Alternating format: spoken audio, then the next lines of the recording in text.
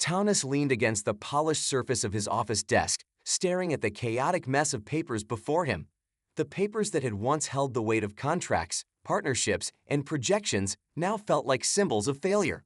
His empire was crumbling, one piece at a time, and he couldn't hold it all together anymore. It had been months since the crash, a crash not just of the stock market, but of his whole world. A man who had once been admired, a titan in the business world, was now reduced to a shadow of his former self. The phone calls that used to be full of opportunities, deals, and promises now rang with demands, threats, and the cold, unforgiving tone of creditors. His hands trembled as he sifted through a pile of financial reports, numbers that no longer made sense. It felt like drowning in an ocean of failure. Every day, a little more air escaped from his lungs, and the weight of his mistakes pulled him under deeper. He had never imagined this moment, not even in his darkest days. He had always been the one who saved others, who made the impossible happen, who turned nothing into something. He had been unstoppable, admired, and now he was nothing more than a man caught in the wake of a storm he could never have predicted. His pride had been his shield, but it was cracked and useless now. What was he without the business, without the accolades? He let out a shaky breath, the sound of it filling the empty office, the emptiness amplifying every thought, every regret. The high-rise windows revealed a city skyline that once seemed like a monument to his success. Now it felt distant, cold, unreachable. He closed his eyes, gripping the edge of the desk, willing himself not to break. But deep down, he knew he was already broken, shattered in ways he hadn't even begun to understand. Then, the phone rang. Thomas blinked, his eyes snapping open in confusion. It wasn't a creditor's call or one of his colleagues. It was a number he didn't recognize, an outlier in the ocean of calls he had grown to dread. For a moment, he hesitated, his finger hovering over the receiver. Something in the pit of his stomach told him this wasn't just another call to add to his misery. He picked up the phone. "Hello.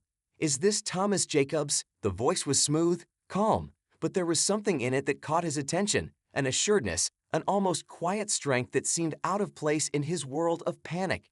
"Yes, this is he. Richard Gere here. I think we need to talk." For a moment, Thomas thought he had misunderstood. His mind raced, trying to process the name, Richard Gere, the actor. What could he possibly want with him? His first instinct was to hang up, dismiss it as some kind of prank or a scam. But there was a strange urgency in the voice on the other end, something that pulled at him despite himself. "I know this must sound strange," Richard continued, his voice still calm but now laced with a trace of concern. "But I've been following your story. I've seen what you've been going through. I think you need someone who truly listens, not just the people who want something from you." Thomas felt a jolt in his chest. He had no idea why this man would be interested in him, someone he hadn't even met, but the words had a strange resonance. Something in his soul responded, albeit reluctantly, to that unspoken invitation. Thomas paused, the words slipping away as if he had forgotten how to speak. What did he even want to say? What could he say? He had no answers. "I don't think you understand what's happening here," he finally muttered. "I don't need to understand everything," Richard replied, his tone soothing, like the soft rustling of leaves in a storm. "But I do know this. You're not alone in this. If you're willing to talk, to listen, I can help." Help. The word hung in the air, heavy with a promise that felt so far removed from his reality. He had no idea what this meant. How could this man help him?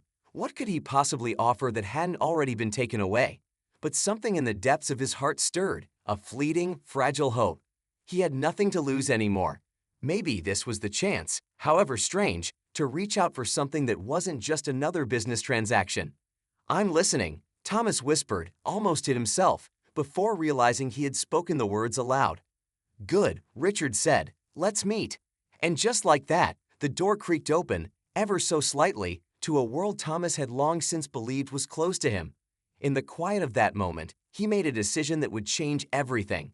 He would step forward into the unknown, into the conversation he never expected to have.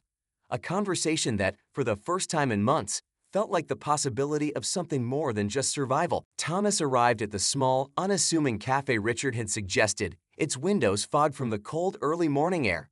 He had spent the entire night questioning the decision to come, the notion of meeting Richard Gere, a man he had seen on the big screen, a man who seemed a world apart from him, from this wreckage he had become.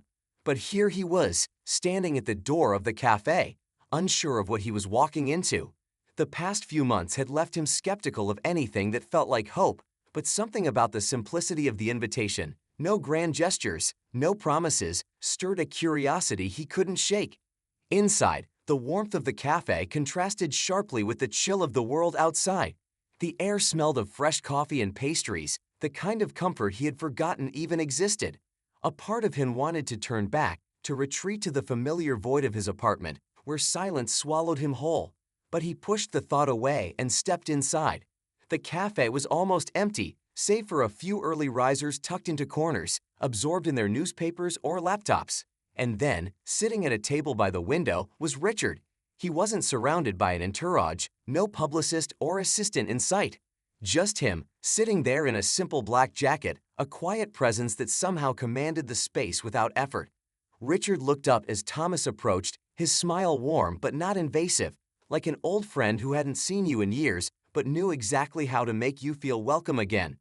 Thomas, Richard greeted him, his voice just as calm as it had been on the phone. It's good to finally meet you in person. Thomas nodded, unsure of what to say. His heart was pounding in his chest, but he couldn't tell if it was from anxiety or something else, an unfamiliar tension, the strange magnetism of someone who seemed to have everything figured out while he had nothing.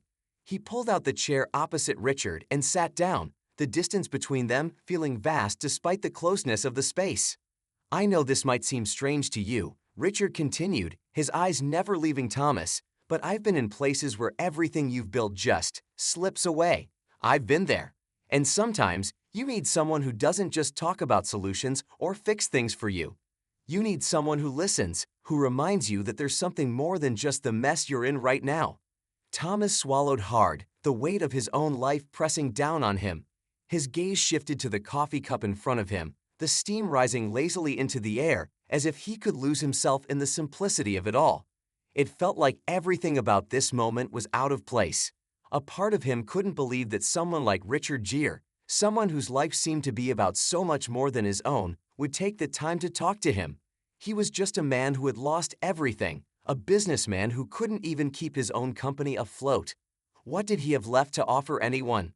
I don't know what I'm doing anymore, Thomas finally admitted, his voice a mixture of frustration and sorrow. I've spent my life building something, and now, it's all gone. Everything I had, everything I thought I was, it's just disappeared. I don't even know who I am anymore. Richard leaned forward slightly, his expression softening. There was no pity in his eyes, no judgment, just an understanding that made Thomas feel like he wasn't speaking to a stranger, but to someone who had walked this road before. I understand, Richard said quietly. I've been in a place where everything I thought defined me was taken away. You know what's funny though? It's not the falling that hurts the most. It's the belief that you're nothing without the things you've built. But that's where we get it wrong. You're not your company. You're not your success or your failure. You're something more. It's easy to forget that when everything around you is falling apart. Thomas met Richard's gaze, his breath caught in his throat. Those words, the simplicity of them, resonated in a way nothing else had. How could Richard, of all people, understand this feeling? His life had been full of opportunities, fame, wealth.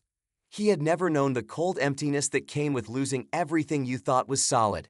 And yet, there it was, this strange connection between them, this shared space of vulnerability. Richard took a slow sip of his coffee, the silence between them thick with unspoken understanding. He wasn't offering a quick fix, not promising that everything would be okay, but somehow, his presence made the weight of Thomas's despair feel a little less suffocating. There's no magic formula for getting back on your feet, Thomas, Richard said after a long pause. It's not about pulling yourself out of the hole all at once. It's about starting with the smallest step, the smallest choice to believe you can still do something. It's about remembering that, no matter what you've lost, you're still here. And that means something. Thomas didn't know how to respond. He wasn't sure he even believed what Richard was saying, but there was something in the way Richard spoke, the calm assurance that he had been through this himself, that made it feel possible. For the first time in months, Thomas felt a flicker of something other than hopelessness, a spark of possibility, like a distant light on the horizon. I don't know where to start, Thomas admitted, the weight of the admission hanging in the air.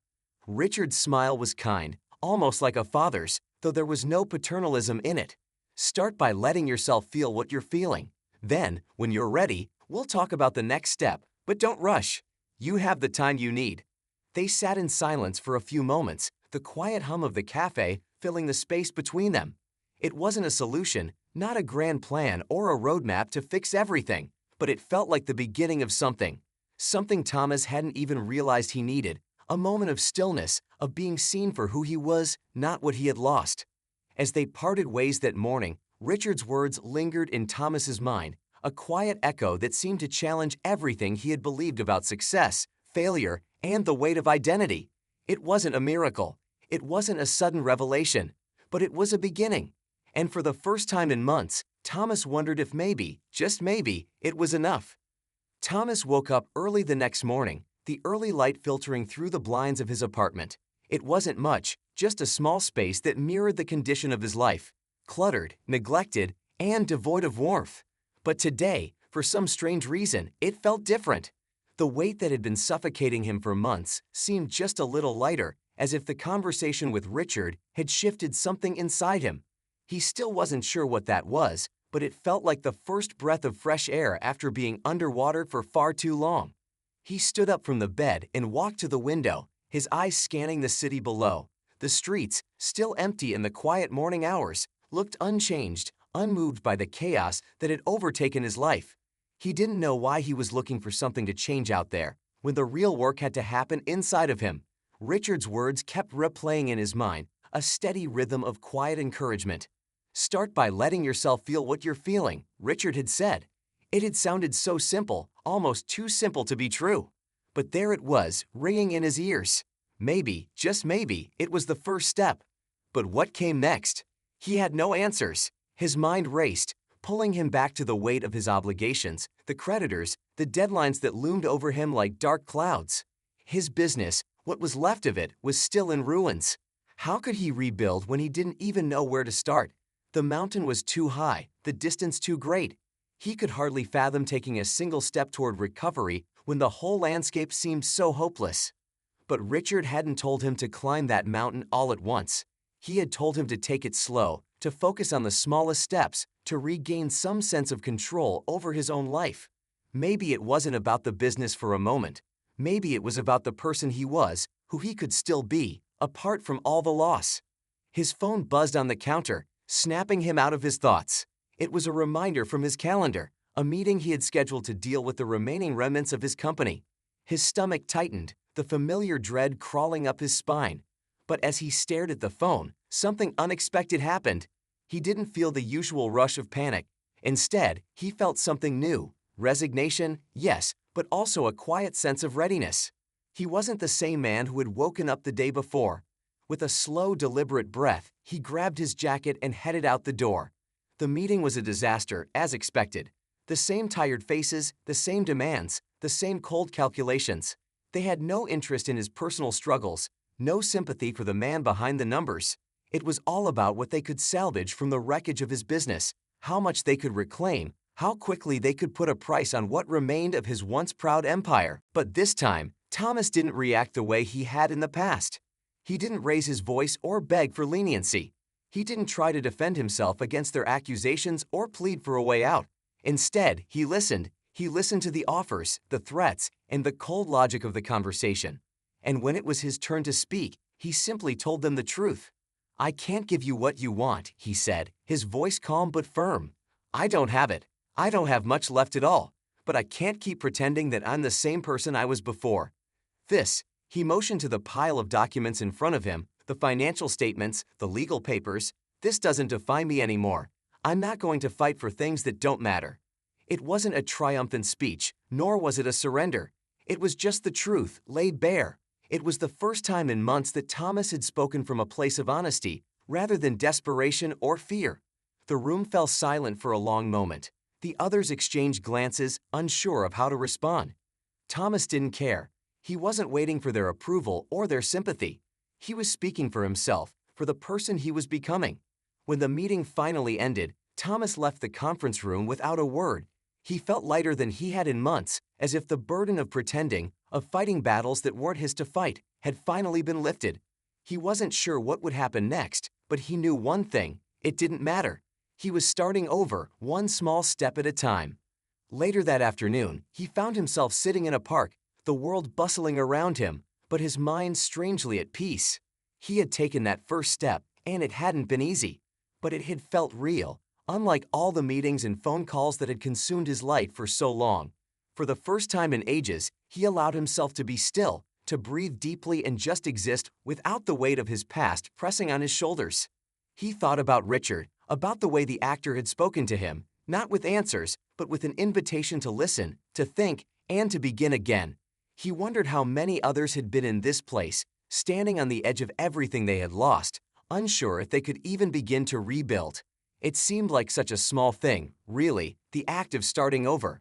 But it was monumental in its own way, like planting a seed in the barren earth and trusting it would grow. As the sun began to set, casting a soft orange glow over the park, Thomas felt something shift inside him. It wasn't a grand revelation or a sudden transformation. It was a quiet acceptance of the journey ahead, a journey that would take time, but one that he no longer feared. He had started, and that was enough. Richard had told him it would take time, that there were no quick fixes. And maybe, for the first time, Thomas believed him. He didn't need to fix everything right away. All he needed to do was keep moving, step by step. And so, with the evening settling in, he stood up from the bench and walked toward the street, not with the weight of failure on his back, but with the possibility of change in his heart. The next few weeks passed in a blur of moments both mundane and significant, like raindrops falling from a gray sky, small, inconspicuous, but eventually adding up to something larger. Thomas began to move differently, not just physically but in every sense of the word. His mind, once consumed by anxiety and the overwhelming pressure of what had been lost, was now preoccupied with something new, the idea of moving forward.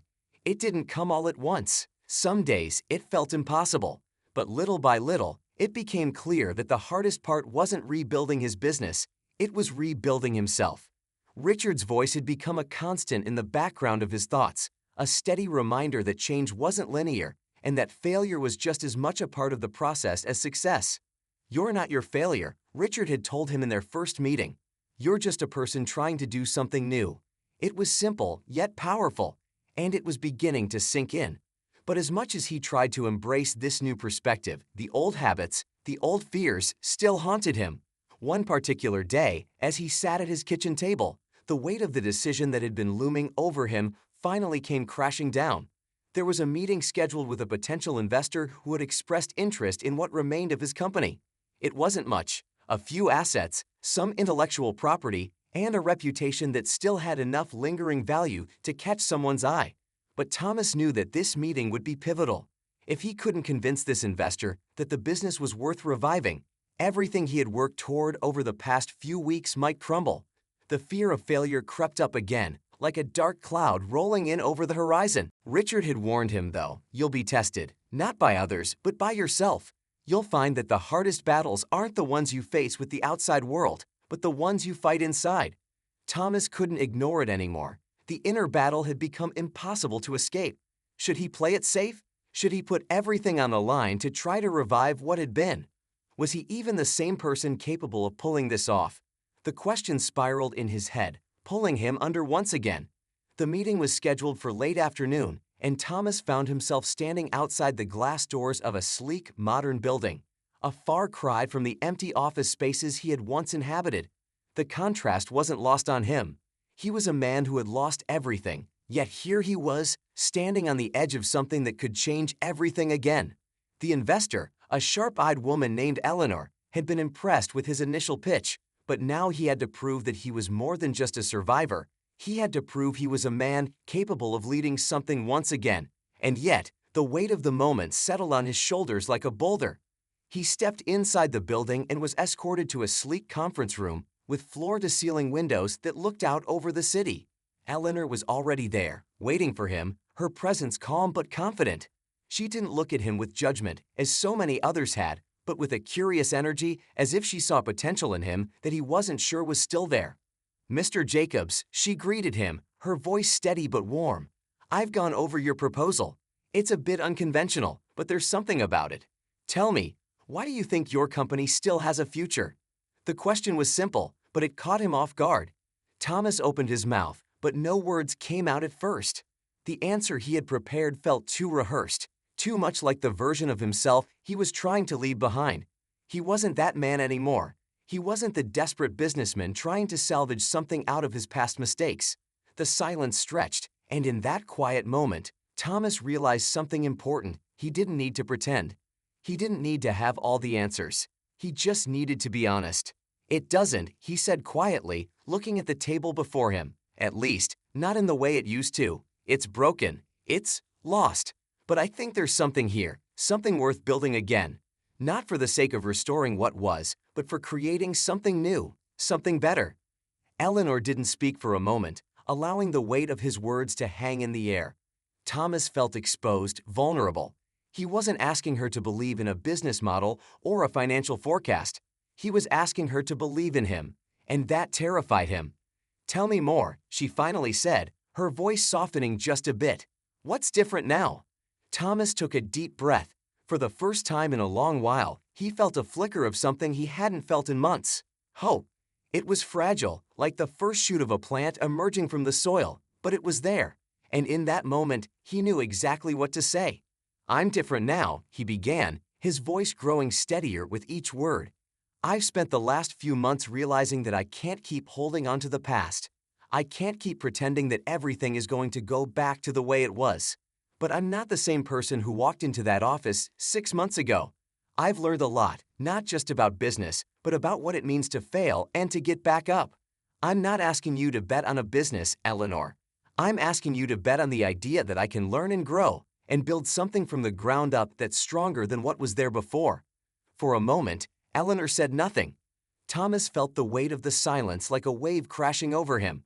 But then she nodded slowly, a slight smile playing at the corners of her lips. "You know," she said, "I believe you." In that instant, Thomas realized something that he had not understood before, that the rebuilding process was never about the business, the investments, or the external circumstances. It was always about him, about believing in himself, even when it felt impossible. He wasn't just building a company again, he was building a new version of himself, one step at a time. As they shook hands and concluded the meeting, Thomas felt lighter than he had in ages. The weight of uncertainty was still there, but it wasn't as crushing as it once had been. He had passed his test, not because he had found an immediate solution or turned things around in a single day, but because he had learned to face himself, to confront his fears, and to move forward despite them. The road ahead was long, but he no longer walked it alone. Richard's quiet guidance had helped him find the courage to take the next step, and that, Thomas knew, was the most important part of the journey. Months had passed since Thomas had walked into that quiet cafe, his life in pieces, unsure of whether there was even a path forward. Yet here he was, standing at the edge of something new, something born not of triumph, but of quiet resilience. The world outside his window had changed. His business was no longer the towering monument it once was, but something far more grounded, far more human, and so was he. Richard had been right all along. It wasn't the grand gestures or the quick fixes that mattered. It wasn't even about recreating what had been lost. It was about the process, the slow, sometimes painful, sometimes exhilarating process of rebuilding from the inside out. Thomas had learned that the hardest part was not the challenges that came from the world outside, but the ones he faced within himself.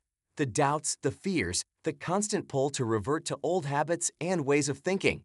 But each time he confronted those inner demons, he grew a little stronger.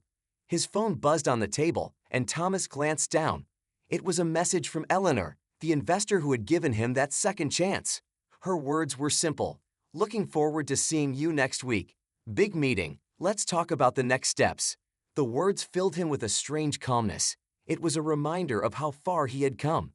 This meeting wasn't just about securing more funds or pushing forward some business proposal. It was about moving on, about taking everything he had learned, everything he had worked for, and putting it to use in a way that didn't just focus on profits, but on purpose. He wasn't in the business of saving what had been. He was in the business of creating something new, something better. He stood up from his desk and walked to the small office he had set up in the back of his apartment, a stark contrast to the high-rise offices he had once frequented. The space was functional but modest, a reflection of his new approach to work. His office, his life, everything now felt connected by the same thread of authenticity. The man who had once believed his value was tied solely to his success, to his bottom line, had learned that his worth lay in his ability to adapt, to evolve, and to keep moving forward, no matter how small the steps. He sat down at the desk, looking at the papers spread out before him. They were a collection of contracts, projections, and budgets. Things that had once felt like an overwhelming avalanche, the very things that had driven him to the edge of despair. But now, as he read through them, something inside him had changed. They no longer felt like obstacles to overcome. They were just pieces of a puzzle he was slowly, carefully putting together. The phone buzzed again, this time with a text from Richard. "How are you doing?" it read. The simplicity of the question brought a smile to Thomas's face. Richard's guidance had never been about pushing him toward a goal. It had always been about making him see that the goal was always there, inside of him, waiting to be realized. Thomas had made progress, not because of some external force, but because of his willingness to look inward, to challenge his own assumptions, and to embrace change, even when it was uncomfortable. "I'm doing well," Thomas typed back, his fingers moving easily over the keys. "Better than I expected." Richard's response came almost immediately. "That's good to hear. Just remember, you're not done yet. You never really are. But that's the beauty of it." Thomas leaned back in his chair, his eyes wandering to the window, where the sun was setting over the city. The skyline still looked distant, but now it seemed less intimidating, less unreachable. He had come so far from the man who had once stared at those same buildings, convinced that everything he had worked for was slipping through his fingers. Now, it felt like the skyline was just another challenge, one he could face, one step at a time. The days leading up to the meeting with Eleanor were filled with a quiet focus. Thomas spent hours working through the projections, refining the plans, and strategizing the next steps. But there was no longer a sense of frantic desperation behind it. His work now felt purposeful, grounded in the knowledge that whatever happened, he had already won. He had rediscovered his ability to learn, to adapt, and to face the world with a sense of possibility that had once been lost to him. When the day of the meeting arrived, Thomas walked into the sleek conference room with a calm confidence that surprised even him. Eleanor was there, as expected, along with a few others from her team. The room was filled with the usual chatter of business deals, but this time, Thomas didn't feel out of place. He didn't feel like an imposter. He didn't need to pretend to be someone he wasn't.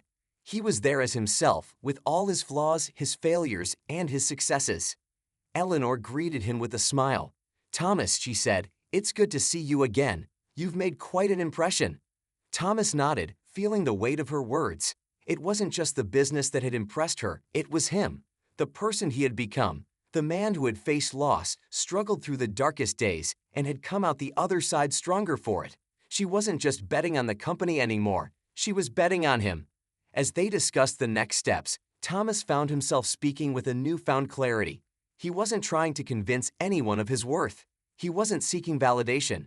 He was simply sharing his vision, his belief in the future he was building. And as he spoke, something remarkable happened. Eleanor, her team, and even the investors in the room began to see it too. By the time the meeting ended, Thomas knew the deal had been secured. But it wasn't the financial agreement that mattered most. It was the realization that he had found something far more valuable, himself. The man who had walked into that cafe months ago, filled with doubt and fear, was no longer the same person. He was no longer defined by what he had lost, but by what he had gained, his resilience, his ability to start again, and his capacity to believe in himself when it seemed impossible. As he walked out of the conference room, the weight of the past didn't feel quite so heavy. He wasn't done, not by a long shot. The road ahead was still long, but for the first time, he saw it clearly, and it was full of possibility. With every step, he felt stronger, more certain that no matter what came next, he had everything he needed inside him to keep going. Richard had told him that he wasn't done yet, that the journey never really ended, and Thomas knew now, more than ever, that he wasn't just surviving. He was living, truly living, in a way he never had before. The future was no longer a distant, intimidating thing. It was his to shape, one small step at a time. And as he walked away from that building, the world ahead of him seemed just a little bit brighter.